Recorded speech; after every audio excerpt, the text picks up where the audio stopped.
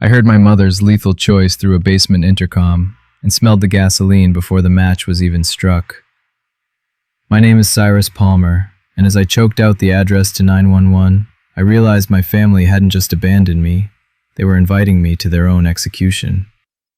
That chaotic scream still vibrates in my marrow, but I've learned to drown out the ghosts with the only sanctuary I have left. The sterile, rhythmic hum of the server banks in my Chicago office usually brings me peace. It is a clinical sound, a predictable white noise that mirrors the data points flickering across my 3-monitor setup. Outside, the city lights of the loop stretch toward the horizon like a vast electric nervous system. To most, it's a breathtaking view. To me, Cyrus, it is simply a series of logistical patterns. I have spent my life mastering the art of the invisible, becoming the son who provides the silent financial safety net while never being invited to sit at the dinner table. For 7 days, my phone has been a brick of cold glass and silence. I've called Maximilian and Jocelyn, my father and mother, every evening at 6 p.m., a tradition born of duty rather than warmth. Every call hit the same digital wall. No ring, no busy signal, just the empty void of a disconnected network. I looked at the framed photo on my desk, one I keep more out of habit than affection. It shows my older brother, Damien, with his arm around our parents, all of them glowing with the easy charm that I was never granted. Damien was born with the sun in his eyes. I was born with a calculator in my mind. Have you ever felt like you weren't just the second choice in your family, but an afterthought? I didn't panic. Panic is a luxury for those who don't understand probability. Instead, I sat in the blue glow of my office and began calculating the likelihood of a spontaneous, voluntary disappearance. My parents are creatures of habit. They don't miss Sunday service. They don't leave the Naperville estate without informing the gardener. The silence wasn't a lapse in communication. It was an anomaly in the data of our lives. I've lived as the invisible son for 32 years, and if there is one thing I've learned, it's that when the world goes quiet, something is usually being erased. The silence finally broke at 9:14 p.m. with a notification, a voicemail from my mother's number. I pressed the phone to my ear, my heart performing a slow, heavy thud against my ribs. "Cyrus, honey," the voice said, warm and melodic. "Don't worry about us. We decided on a whim to take a spontaneous trip to Florida with Damien. The sun is wonderful. We'll be back in a few weeks. Love you." I replayed it. Then I played it again. On the third listen, my stomach turned to lead. The cadence was perfect, too perfect. There was no background noise, no wind, no rustle of clothing. I pulled the file into my risk assessment software, the same suite I used to detect deepfake fraud for multi-billion-dollar hedge funds. I ran the frequency analysis. The result flashed on the screen in a jagged red line. 98.4% probability of synthetic vocal generation. It was an AI clone. My brother had used a digital ghost of our mother to keep me at bay. The sophistication of the lie hit me harder than a physical blow. This wasn't a family squabble or Damien asking for another loan to cover his gambling debts. This was a calculated, high-stakes crime. I realized then that true family love doesn't need a script, and when the words are this polished, they are almost always a mask. Looking back now, I should have seen the glitch in our family's narrative years ago. I felt a cold, sharp clarity wash over me. I didn't reach for the phone to call Damien. I reached for their joint bank records. My fingers flew across the keyboard, bypassing the security layers I had helped Maximilian set up years ago. There it was. A massive 6-figure wire transfer initiated 3 days ago from Damien's IP address. Under U.S. banking law, I could have flagged the fraud and let the authorities handle it from my air-conditioned office. I could have walked away and let the golden boy finally face the consequences of his own greed. But as I sat there, I thought of Maximilian's calloused hands and the way Jocelyn used to hum while she gardened. They had spent decades overlooking me, pouring every ounce of their pride and resources into the black hole that was Damien. Yet, forgiveness isn't about the other person's worth. It's about preserving the integrity of your own soul.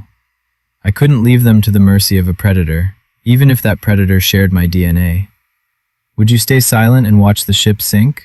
Or would you dive into the freezing water to save the people who forgot you were even on board? I stood up, the chair's wheels screeching against the hardwood floor. I grabbed my charcoal overcoat and my encrypted laptop, the weight of the tech feeling like armor. I looked out at the Chicago skyline one last time, the orderly, beautiful world I had built for myself. I was leaving the light of the city for the encroaching darkness of Naperville. I wasn't driving back for an apology I knew I'd never receive. I was driving back to stop a tragedy that had been 30 years in the making. I headed for the elevator, my knuckles whitening around the handle of my bag. My name is Cyrus, and for my entire life I have been the one who watches from the sidelines. But as the elevator doors slid shut, reflecting my stoic, determined expression, I knew the rules had changed. I wasn't just a son anymore, I was a witness. I didn't know what was waiting for me at the end of that 2-hour drive, but I knew I was the only one who could see the patterns in the dark. I drove toward the suburbs, the engine's roar the only thing louder than the synthetic ghost of my mother's voice still playing in my head. The 2-hour drive from Chicago felt like a descent into an older, darker version of my own history. As I steered my car onto the familiar gravel driveway in Naperville, the high-beam headlights sliced through a thick, cloying fog. They didn't illuminate a welcoming home. Instead, they revealed the skeletal remains of a life I once knew.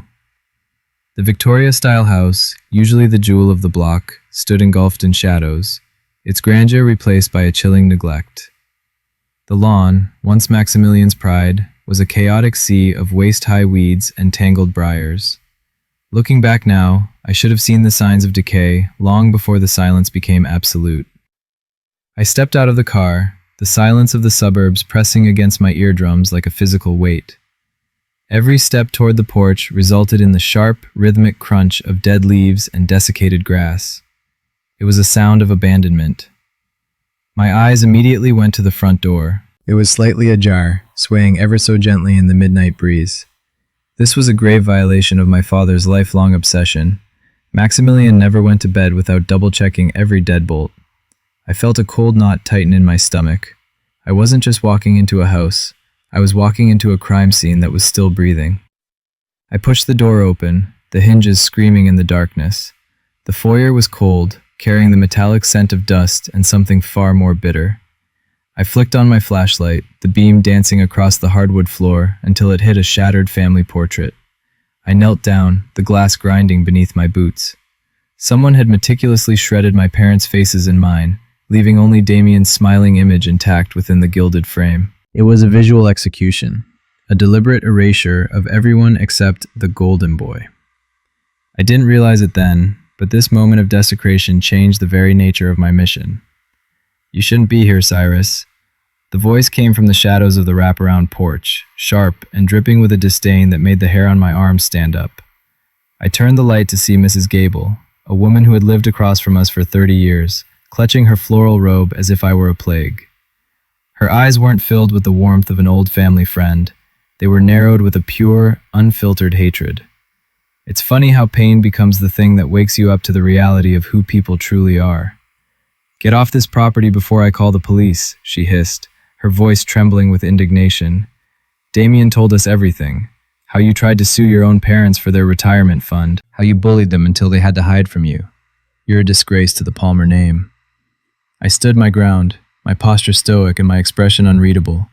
I felt the sting of the character assassination Damien had carried out in my absence. He hadn't just stolen their money, he had poisoned the very air I was supposed to breathe. He had systematically turned every neighbor and friend into a weapon against me. I remembered then that a lie can travel halfway around the world while the truth is still putting on its boots. I didn't waste my breath defending my name. I knew that to people who choose to believe the loudest voice, facts are just inconvenient noise. "Mrs. Gable," I said, my voice low and professional, "I understand you're upset, but when was the last time you actually spoke to my father? Not Damien." "Maximilian." My calm, clinical tone seemed to crack her certainty for a fleeting second. She stammered, her eyes darting toward the darkened windows of the house. In that brief hesitation, I saw the power of a rational mind over a manipulated one. I wasn't here to argue or play the victim. I was here to be the adult Damien never learned to be. Have you ever been betrayed by someone you trusted with your whole heart, only to find the world siding with the traitor? I walked past her, ignoring her further protests, and headed toward the back of the house. I passed the rose bushes Jocelyn used to obsess over. They were now gray, brittle thorns reaching out like desperate fingers. I paused for a second, a hollow thud of grief hitting my chest. I wasn't here for the inheritance or the property value. I was here for the hands that planted these roses. I was here for the people who had erased me, because I was the only one left who still cared enough to find them. I rounded the corner to the cellar entrance, and the flashlight beam hit something that made the blood in my veins turn to ice. The heavy wooden doors to the basement weren't just shut, they were wrapped in a thick, industrial-grade steel chain. A high-security padlock, the kind used on shipping containers, held the links together.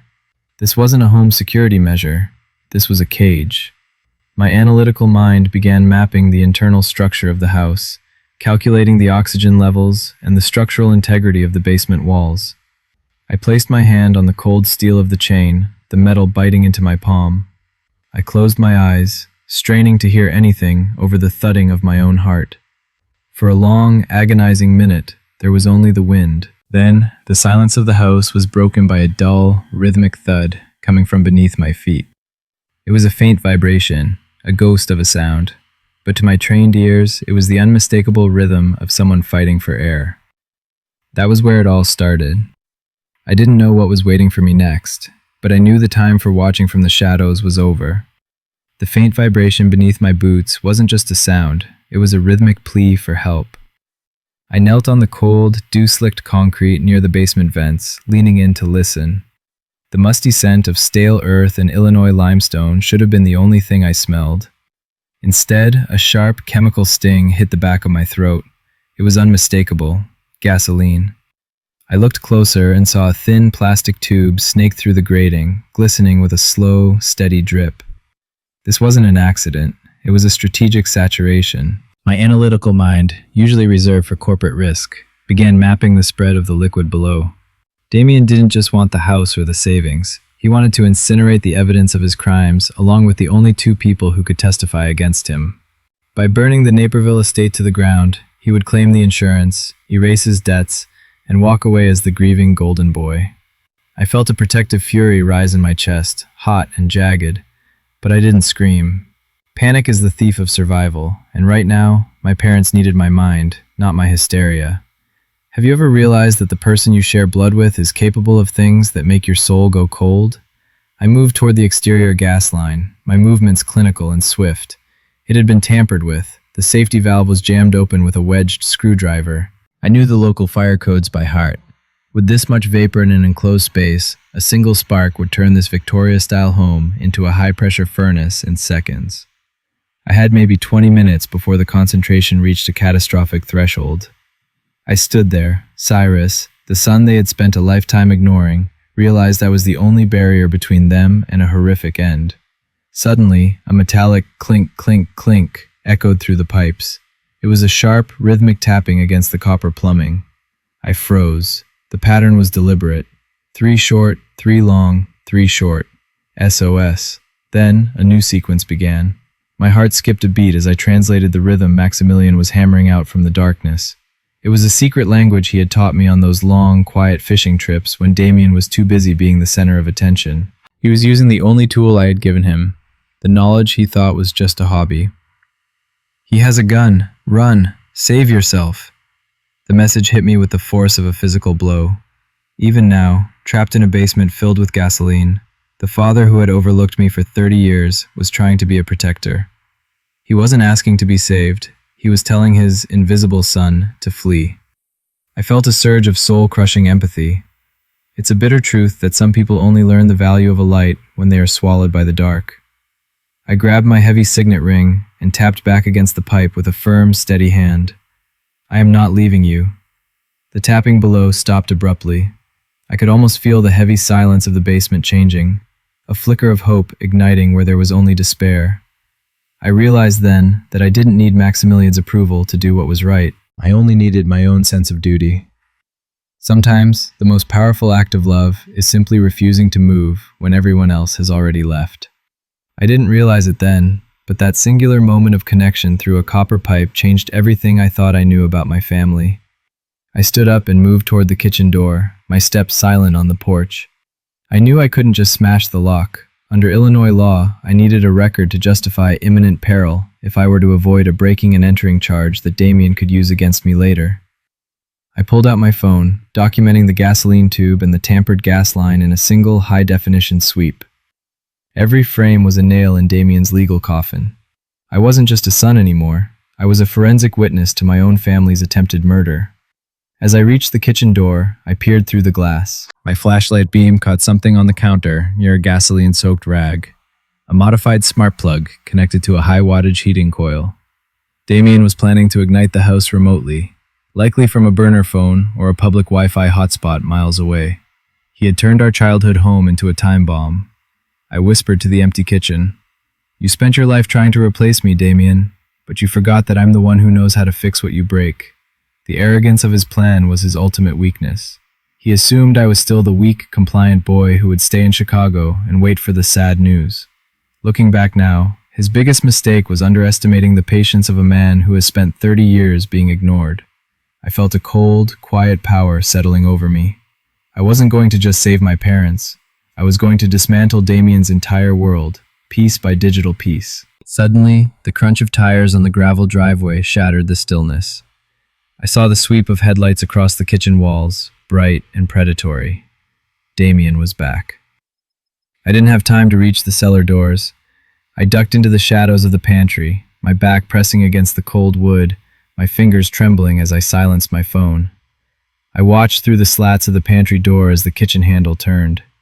I knew many of you have been in situations where you had to hide your strength to survive. What did you do when the person you feared most was only inches away? The handle of the pantry door didn't just turn, it groaned with a slow, agonizing deliberation that felt like a countdown. I was pressed so tightly against the back wall that the wire shelving bit into my shoulder blades. The scent of dust and decades-old spices mingling with the sharp, toxic fumes of gasoline creeping in from the kitchen. I didn't breathe. I didn't blink. I simply watched through the narrow, horizontal slats of the door as the gap widened. In that sliver of space, my world had shrunk to a single mission: survival. My phone was a heavy, warm weight in my breast pocket. Its screen dimmed to a black mirror, but I could feel the electronic pulse of the open line. 911, what is your emergency? The voice that had answered seconds earlier was gravelly, calm, and carried the weight of 1,000 midnight crises. Athelstan. I had whispered my location, the address of the Naperville estate, and the cold, hard facts of the arson threat with the surgical precision of the risk analyst I am. I knew that under Illinois law, a recorded emergency call could be classified as an excited utterance, or a contemporaneous record, evidence that Damien couldn't twist in a courtroom later. Bravery, I realized in that suffocating darkness, isn't the absence of fear. It's the decision that the lives of two people who forgot you existed are more important than your own heartbeat. "Cyrus, listen to me," Athelstan's voice whispered through the hidden earpiece, so low it was almost a vibration in my jawbone. "I am your witness. I've started the federal recording. Every sound in that kitchen is being logged. Don't engage him. Do not become a participant in his chaos. Just be the anchor." His words were the only thing keeping me from the edge of a total psychological breakdown. For the first time in 32 years, a stranger was providing the validation and protection that Maximilian and Jocelyn never could. I watched as Damien stepped fully into the kitchen. He was whistling, a soft, jaunty tune. It was the lullaby Jocelyn used to sing to us when the world felt too big. The irony was a jagged blade in my gut. How could the golden boy whistle a mother's song while standing in a house he had turned into a funeral pyre? He looked at his gold watch, then reached out to adjust the smart plug trigger on the counter. "Just a few more minutes," he muttered to the empty room. "Then I'm finally free of this debt, free of this town, free of this family." His confession was clear, recorded, and utterly chilling. Damien stopped whistling. The silence that followed was more terrifying than the whistle had ever been. He turned slowly, his eyes scanning the floor. I followed his gaze and saw it, a single fresh scuff mark on the polished hardwood, right in front of the pantry door. I had made it when I dove inside. My heart hammered against my ribs like a trapped bird, a frantic, rhythmic thud that I was certain he could hear through the wood. Looking back now, I realized that silence isn't just a lack of noise. It's a high-stakes arena where the truth waits to be found. Athelstan's voice was a steady tether in my ear. "Cyrus, he's looking at the door. I hear his breathing. Stay still. Your anger is a fire, but your mind is the water. Let the water win. He thinks you're the invisible son, the one who doesn't matter. Let him keep believing that until the sirens arrive." It was a profound moment of clarity. Athelstan had seen many sons like me, the ones who carry the weight of the world while the favored ones burn it down. He wasn't just a dispatcher. He was my moral compass in a room filled with gasoline. Damien took a step toward the pantry, then another. The floorboards creaked under his weight, a sound that resonated in my very bones. He reached out, his fingers hovering just inches from the brass handle. I could see the grime under his fingernails, the nervous tremor in his hand. He wasn't the powerful, charismatic brother I had grown up fearing. He was a desperate, cornered animal. I realized that my fear had been a ghost I'd been feeding for decades. I wasn't the weak one. I was the one with the open line to justice. "Is someone in there?" Damien whispered, his voice cracking with a sudden, sharp paranoia. He leaned his head against the door, his ear so close to mine that only an inch of pine separated us. I could hear the wet click of his throat as he swallowed. I felt a surge of adrenaline, a primal instinct to lash out, to protect the basement door, to end this nightmare with my own hands. But Athelstan's whisper was a cold splash of reality. "Wait for the law, Cyrus. Don't let him turn you into a version of himself. You are better than this house. You are better than this legacy." I closed my eyes and focused on the static in the line. It was the sound of a world waiting to intervene. I thought about the dead rose bushes outside and the Morse code Maximilian had tapped on the pipes. I wasn't just hiding, I was holding a line. Have you ever had to sit in total darkness and trust that the truth would eventually find its way to the light? It is a lonely, terrifying place to be. But in that moment, I wasn't alone. I had Athelstan, I had the law, and I had a cold, analytical resolve that Damien could never understand. Damien's hand finally closed around the handle. He pulled. The door resisted for a second. The latch was old and stubborn, and then it gave way with a slow, agonizing creak. The sliver of light from the kitchen expanded into a flood, washing over my charcoal overcoat and the black mirror of my phone. Our eyes met. His were wide, bloodshot, and filled with a frantic, lethal confusion. Mine was steady. I didn't say a word. I simply stood there, the invisible sun finally stepping into the light, while the silent voice in my pocket whispered the one thing I needed to hear. Don't blink. The pantry door didn't just open. It was ripped from its frame with a violence that signaled the end of all pretenses. Damien stood there, silhouetted against the harsh fluorescent light of the kitchen, his shadow stretching across the floor like a predatory stain. For a split second, the brightness blinded me, but I didn't flinch.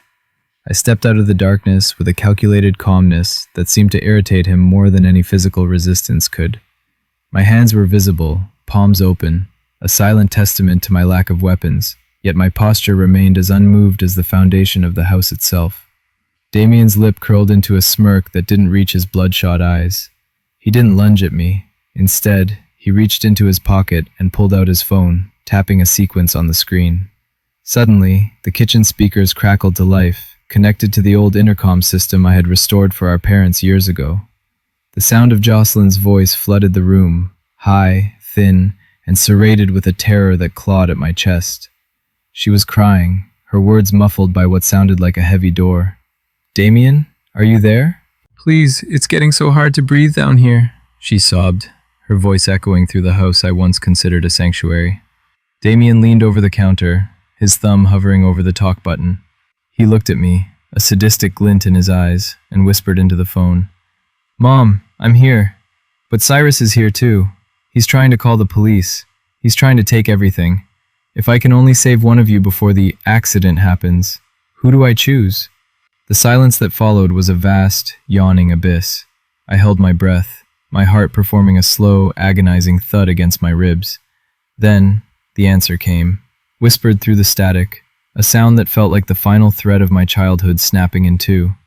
"Save Damien," Jocelyn breathed, her voice thick with a maternal instinct that had always excluded me. "Cyrus, he's always been strong. He can survive anything on his own. But Damien needs me. Please, save my boy." I stood there, Cyrus, the son who had built a life out of their neglect, and felt the weight of that choice settle into my marrow. It wasn't just a betrayal. It was a fundamental law of our family's physics. Looking back now, the hardest part of moving forward isn't the walking. It's letting go of the people who were never truly holding on to you anyway.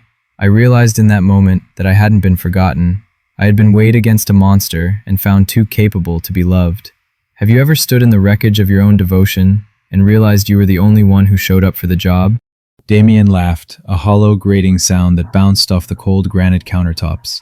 He threw a manila folder onto the kitchen island, the paper sliding across the surface like a dead leaf. Sign it, Cyrus. It's a full confession. You masterminded the wire transfers. You used my IP to frame me. You're the one who bullied the old man into signing over the deed. He reached for a silver Zippo lighter on the counter, flicking the lid open with a rhythmic clink. I didn't reach for the pen. I meticulously scanned the document, my analytical mind noting the predatory legal language, the backdated power of attorney clauses, and the fraudulent signatures Damien had spent weeks forging. He had spent his entire life learning how to exploit the law, while I had spent mine learning how to uphold it. You've spent so much time crafting this legal noose, Damien, I said, my voice steady and devoid of the tremor he was looking for. But you forgot one thing. Some people build thrones out of lies, forgetting that fire doesn't care who is wearing the crown. Damien's face contorted with a cold fury. He held the lighter near a gasoline-soaked rag that trailed toward the basement vent. The smell of fuel was now so thick it felt like a physical presence in the room. I'm not playing, Cyrus. Sign it, or the invisible sun finally becomes a ghost. I'll be the grieving heir, and you'll be the criminal who died in his own fire. He flicked the ignition wheel. A small orange flame danced in the dim light, reflected in the black mirror of the smart fridge behind him. I didn't move. I surreptitiously touched the breast pocket of my overcoat, feeling the warmth of the phone still connected to Athelstan. I knew every word Damien spoke, every crackle of my mother's voice, was being time-stamped on a federal server. This wasn't just a confrontation, it was a deposition. I looked at the flame, then back at my brother. I'm not here to take what's yours, Damien. I'm here to stop you from destroying what's left of yourself. Forgiveness isn't about giving you a pass. It's about me refusing to carry your poison anymore. You always were a sanctimonious prick, Damien hissed, his thumb tightening on the lighter. Always the smart one. Always the one Maximilian bragged about when he thought I wasn't listening. Well, let's see how smart you are when the air turns to glass. He moved the flame toward the rag. My pulse was a frantic rhythm in my neck, but my mind remained a clinical instrument. I had analyzed the risks, I had mapped the outcomes, and I knew that Damien's greatest weakness was his belief that I was still playing by his rules. I looked at my watch, the seconds ticking away with a silent, relentless precision. The adrenaline was a cold fire in my veins, but I forced my muscles to remain loose. You're late, Damien, I said, my voice carrying a quiet, lethal authority that stopped his hand midair. The system already knows you're here. In fact, the system has been watching you since the moment you used a synthetic voice to lie to me in Chicago. Damien roared in frustration, a primal sound of a man who realized his mask was melting. He looked at the lighter, then at the basement door, his face a mask of desperation. He was a man who had lived his entire life in the sun, never realizing that the shadows are where the real power is kept. I stood there, the son who survived the dark, and felt a strange, detached pity for him. He thought this house was his tomb, but I had already turned it into his cage. "Sign it!" he screamed, his voice breaking as he lowered the flame to the cloth. The air seemed to shimmer with the heat. I closed my eyes for a fraction of a second, thinking of the roses outside and the Morse code on the pipes. I had done everything I could to offer him a way out, but some people are so committed to their own destruction that they'll burn the whole world just to feel the warmth. The click of the lighter echoed in the hollow silence of the kitchen, a sharp, metallic sound that signaled the end of the Palmer legacy. But as the spark jumped toward the gasoline, a different light ignited. The piercing, synthetic blue of the security system I had secretly integrated into the house's nervous system months ago. Looking back now, I realized that the moment of total betrayal is also the moment of total freedom.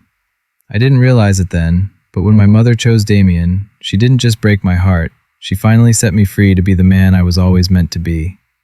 The spark from Damien's lighter never found its target.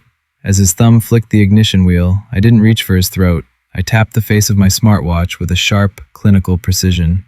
The house responded instantly. With a heavy, industrial roar that shook the very floorboards, the smart shutters I had secretly installed years ago slammed down over every window and door in the kitchen. The sound was like a prison vault closing, a definitive end to any hope of escape. Damien froze, the tiny orange flame of his lighter flickering in a sudden, artificial draft. "What did you do?" he hissed, his voice cracking as the darkness of the sealed room was broken only by the cold, blue LED glow of the security panels. I stood perfectly still, a silent shadow in the center of the kitchen. "I didn't just analyze risk for the banks, Damien. I analyzed the risk of this family," I said, my voice steady and devoid of the panic he so desperately needed to see. I swiped the watch again. From the ceiling vents, a fine, pressurized halon mist began to hiss into the room.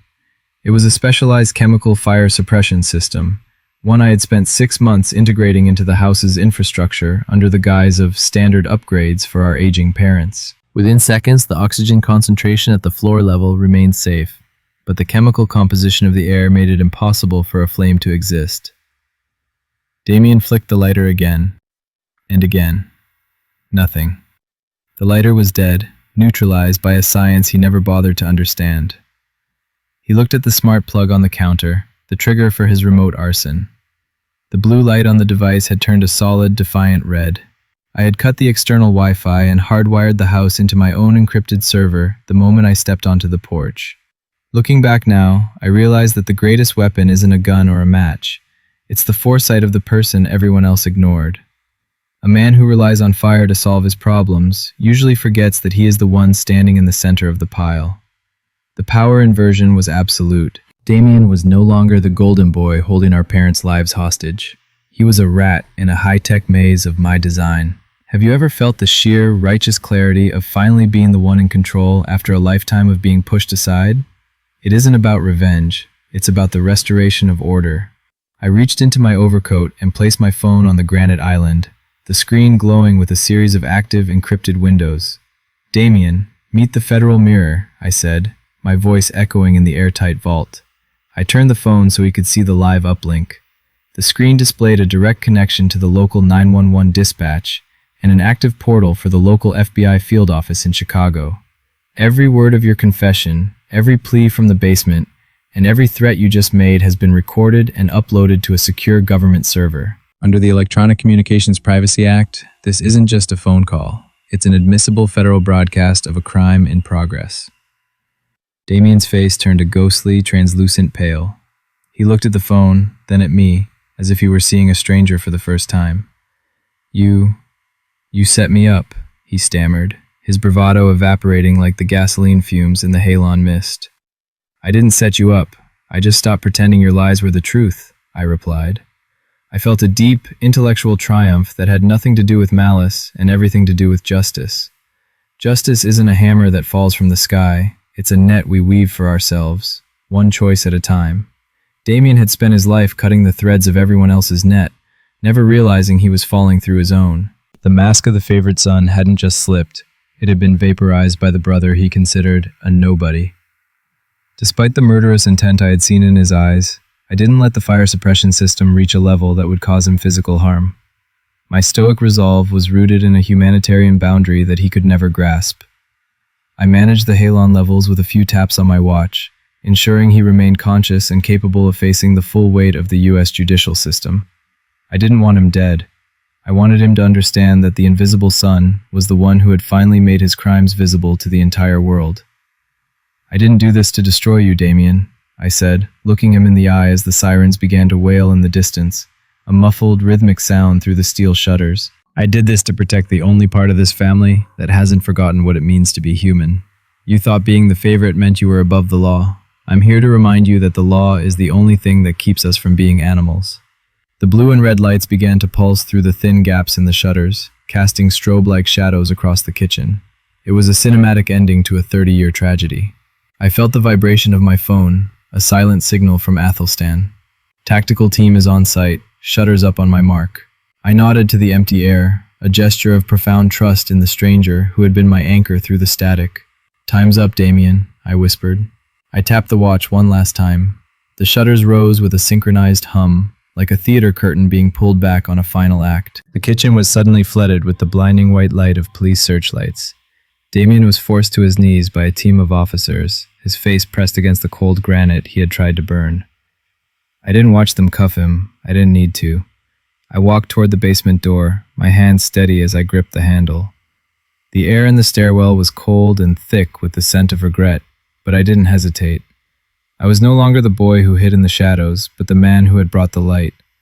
I had lived my life as an accident they were eager to forget, but tonight, I was the only reason they were still breathing.